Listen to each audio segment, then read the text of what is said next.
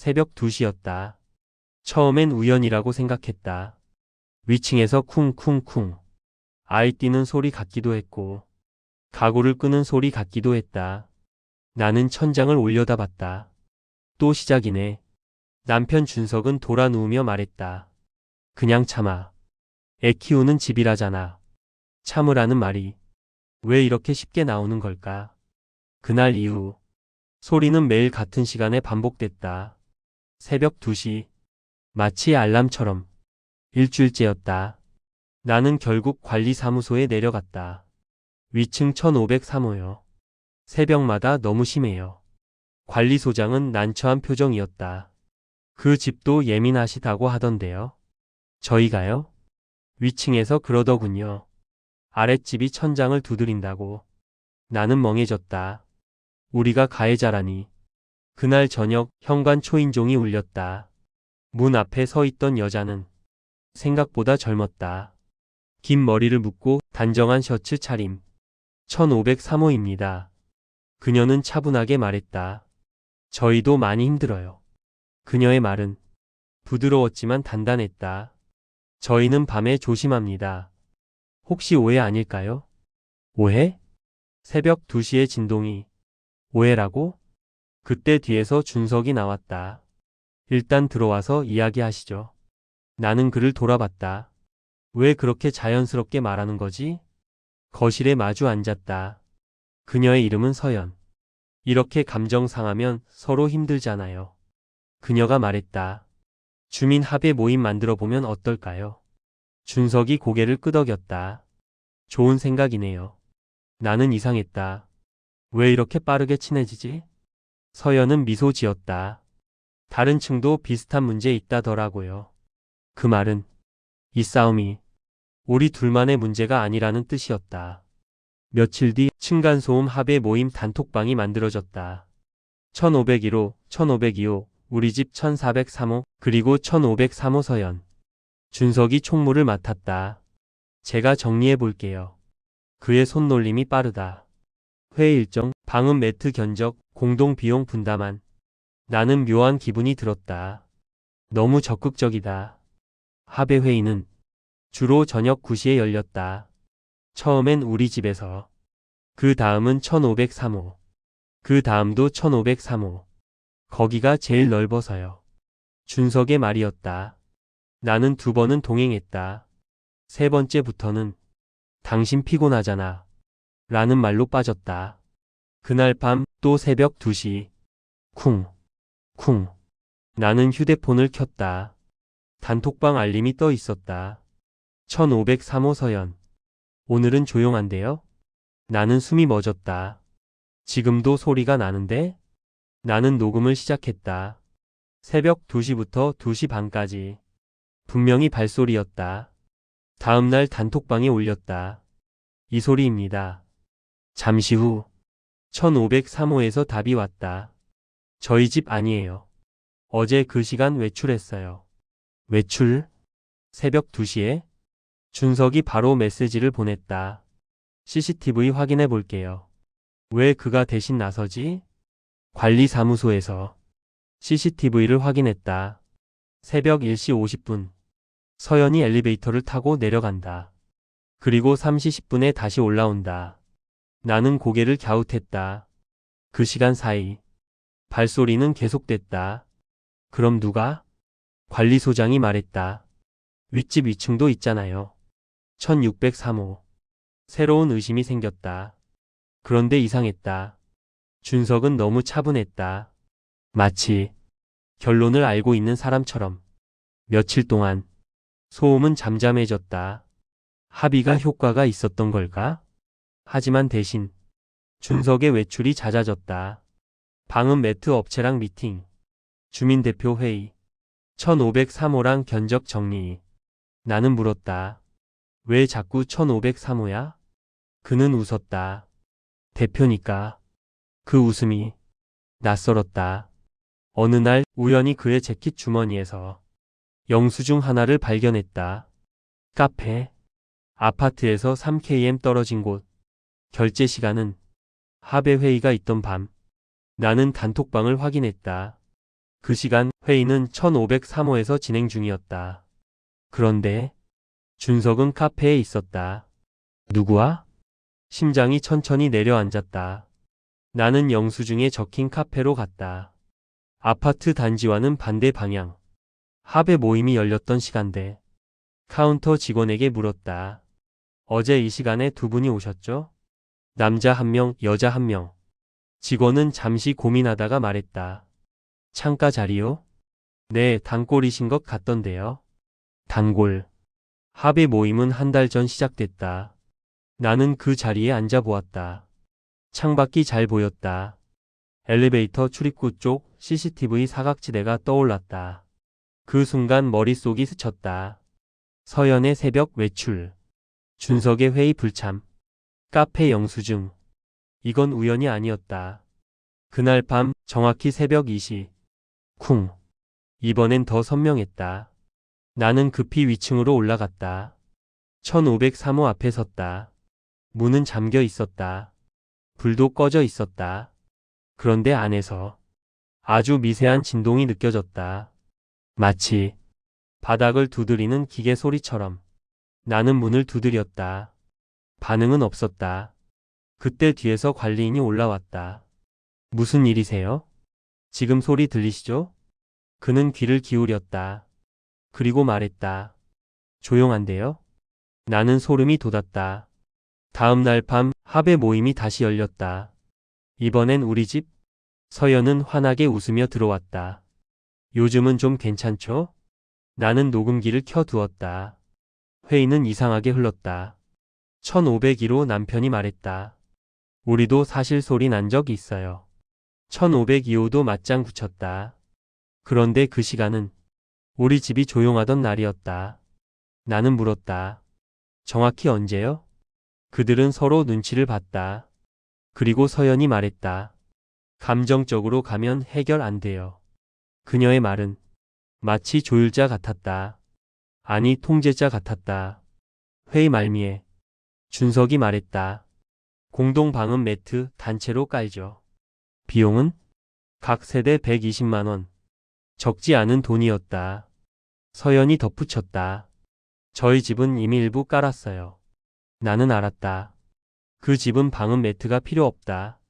왜냐하면 그 집 바닥은 이미 충분히 두꺼웠다. 관리사무소에서 들은 말이었다. 그럼 왜?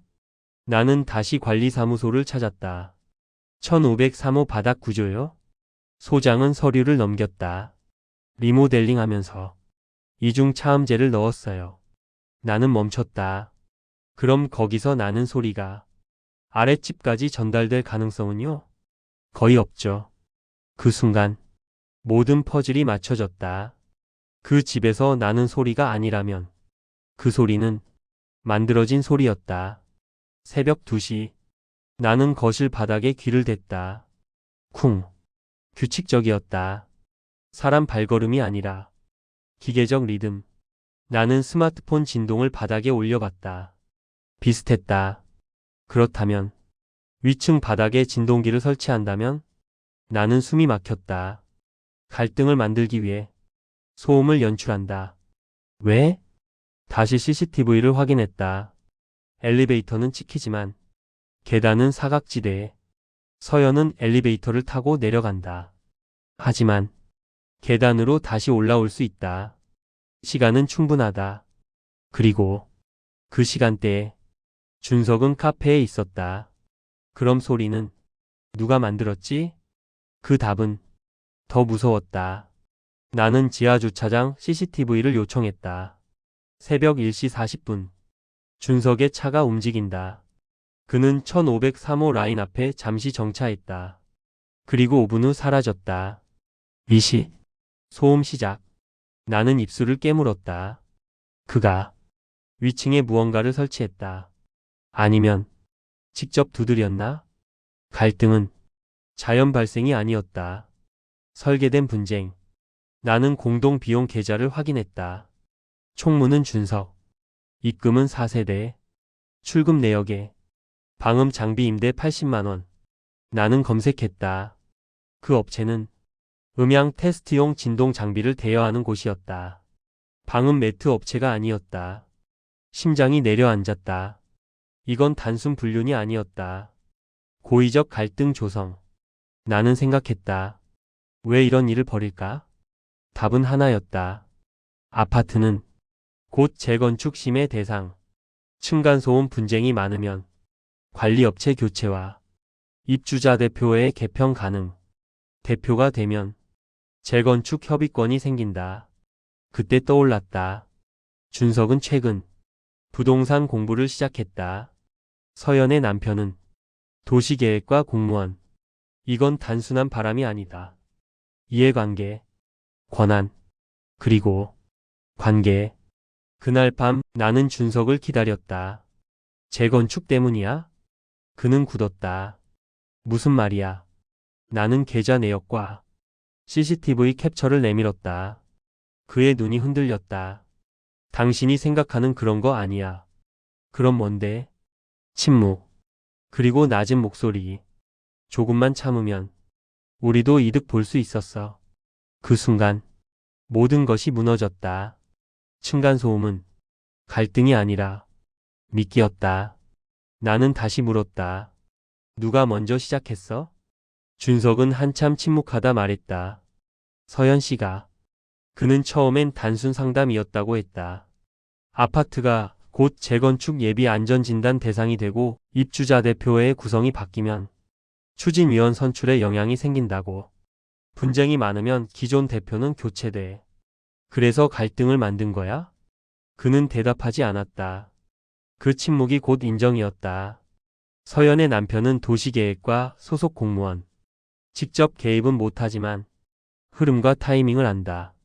준석은 입주자 대표 후보를 준비 중이었다. 층간소음 분쟁이 커지면 기존 대표 책임론이 나오고 합리적인 중재자 이미지가 필요했다. 그 역할을 준석이 맡기로 한 것이다. 갈등을 키우고 해결하는 척하며 신뢰를 얻는다. 그리고 재건축 추진권. 나는 어이가 없었다. 우리는 급하니 연기자였다. 그렇다면 1501호와 1502호는? 나는 1501호 아내에게 조심스럽게 물었다. 솔직히 말해줘요. 소리 진짜였어요? 그녀는 잠시 망설이다 말했다. 사실 부탁받았어요. 서연이 말했단다. 테스트 기간이라 예민하게 반응해달라. 대신 관리비 일부를 대신 내주겠다고. 나는 숨이 막혔다. 갈등은 합의된 연극이었다. 나는 방음 장비 임대 업체를 찾아갔다. 담당자는 별 의심 없이 말했다. 바닥 진동 테스트용입니다. 스마트폰으로 원격 조정 가능해요. 원격. 나는 계좌 이체 내역을 보여줬다. 이 사람이 빌렸죠? 그는 고개를 끄덕였다. 아파트 테스트라던데요. 그날 밤 나는 확신했다. 소음은 사람이 낸 게 아니라 설치된 장비였다.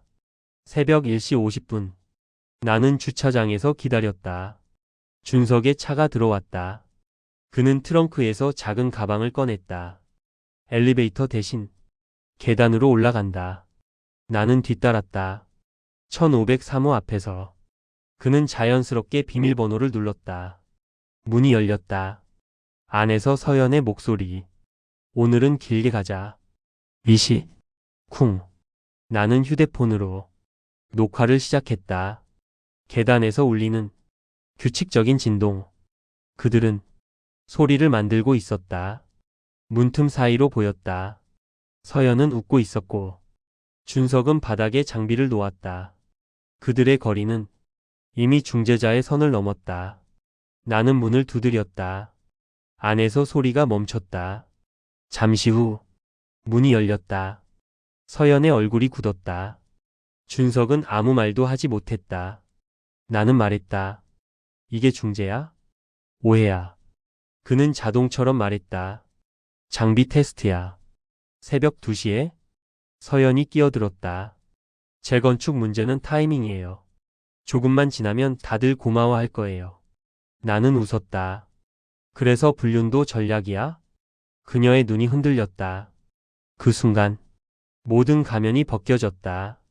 나는 자료를 정리했다. CCTV, 계좌 내역, 장비 계약서. 녹화 영상. 이건 단순 외도가 아니다. 공동주택 질서 교란, 사기성 갈등 조성, 관리비 부정 사용, 입주자 대표 회의가 곧 열린다. 나는 그 자리에서 모두 공개하기로 했다. 주민들이 모였다. 준석은 발표를 준비하고 있었다. 갈등을 해결한 경험을 바탕으로 그의 말이 시작되려는 순간 나는 노트북을 연결했다. 영상이 재생됐다. 새벽 2시, 1503호. 장비, 계단, 그리고 그들의 모습. 회의실이 얼어붙었다. 누군가 속삭였다. 연출이었어? 준석의 얼굴이 창백해졌다. 기존 대표가 자리에서 일어났다. 이게 사실입니까? 준석은 말하지 못했다. 서연은 회의에 오지 않았다. 1501호와 1502호가 고개를 숙였다. 모든 것이 한순간에 무너졌다. 회의 후 준석이 말했다. 이렇게까지 할 필요 있었어? 나는 조용히 대답했다. 당신이 먼저 연출했잖아. 그는 고개를 숙였다. 우린 잘 살 수 있었어. 나는 고개를 저었다.